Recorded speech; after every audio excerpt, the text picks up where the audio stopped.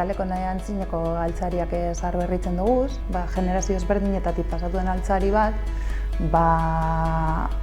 bizi hori luzatu egiten dutzagu, ez? Esos muebles ya arrastran como un pozo, ¿no?, de los antepasados, que quizás hoy no tiene el mismo sentido, pero sí que vincula a la gente con su pasado. Gure enpresi ekitaldi zena da, eta gure klientiek erakarri egiten deuz ja Urdaibaiko inguruek. Urdaibaien bizitze bai, emotezku hori filosofize jasangarritasunena, orduen gure ekitaldi zekitzerakoan, asko ikitzen gu kontutan hori. Esate baterako gure amuman kamarotetik ataguz pioat mueble bai, erabiltzen dugun material gehixen da, erreziklabo izaten da. Mis materiales son todo materiales recogidos en y en la playa, ¿no? Y como lo meto dentro de pintar piedras, enseñar, educación.